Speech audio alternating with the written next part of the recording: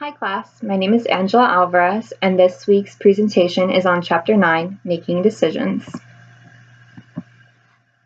Decisions are important no matter how small or how big. A small decision can have a large impact and a big decision can have a small impact.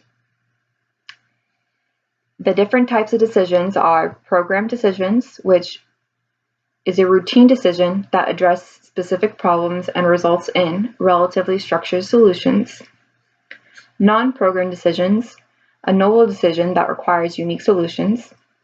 Strategic decisions, addresses the long-term direction and focus of the organization. Operational decision, focuses on the day-to-day running of the company. Top-down decision, directed decisions made slowly by managers, who then pass them down to lower-level employees for implementation. Decentralized decision, employees, not managers, making decisions about their work, including staffing, production, scheduling, and resource allocation. The toughest managerial decisions are finance and investment, staff issues including hiring and firing, opening a business, closing or selling a business, expanding or relocating, supplier and customer issues, and issues with business partners. There is a rational decision-making process, which assumes that we make decisions systematically to maximize our expected utility.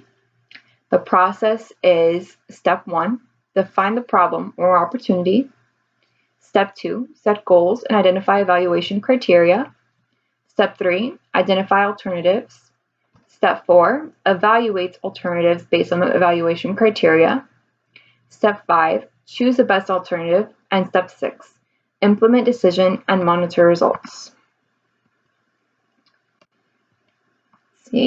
Decisions are made by bounded rationality, which is our rationality is limited by the amount of information, time, and resource available.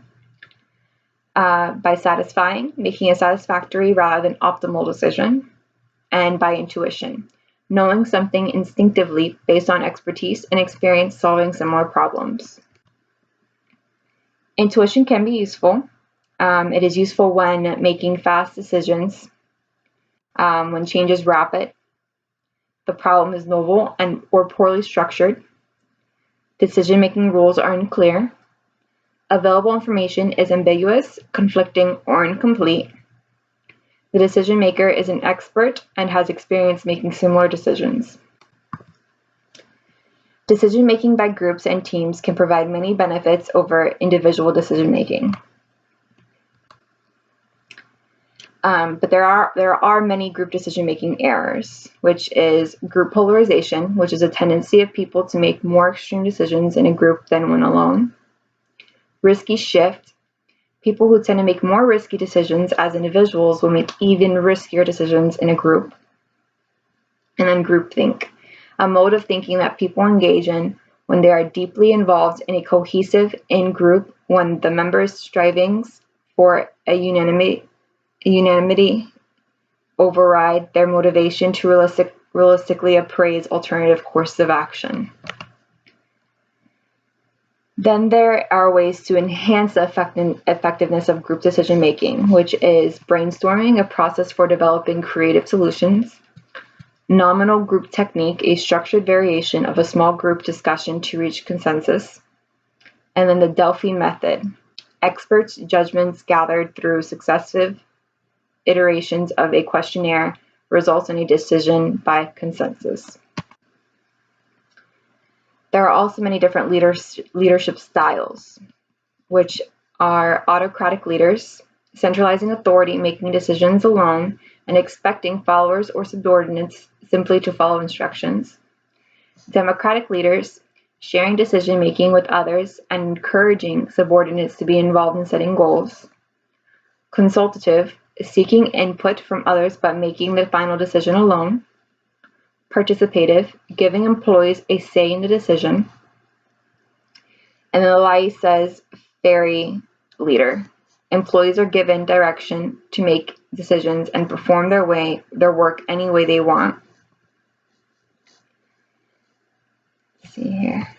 Okay. Okay, and there are three components of creativity: creative thinking skills, expertise, and task motivation. Encouraging creativity involves time encouragement, setting appropriate goals, and accepting that projects do not always succeed. The more we encourage creativity, the more we can see results. Borrowing ideas to improve creative decision making. 1, which is define the problem. 2, borrow the idea from places that have faced similar problems. 3, combining the borrow ideas. 4, incubating, give your subconscious mind time to work and listen to the ideas it generates. Number 5, judging, identify the strengths and weaknesses of the decision. Number 6, enhancing, tweak your decision to contain more positives and fewer negatives. Another important aspect, which is something that I'm going to spend most of the time on, which is making decisions ethically. There are 5 different types of ethical standards. Utilitarian standard. The ethical decision is the one that strikes the best balance of good over harm. Right standard. The ethical decision is the one that best respects and protects the moral rights of all those affected by the decision. Fairness standard. The ethical decision treats all people equally, or at least fairly, based on some defensible standard. Common good standard. The ethical decision shows respect and compassion for all others, especially the most vulnerable. Virtue standard. The ethical decision is consistent with certain virtues, including honesty, courage, compassion, fairness, and generosity. There are typical ethical decisions faced by managers daily.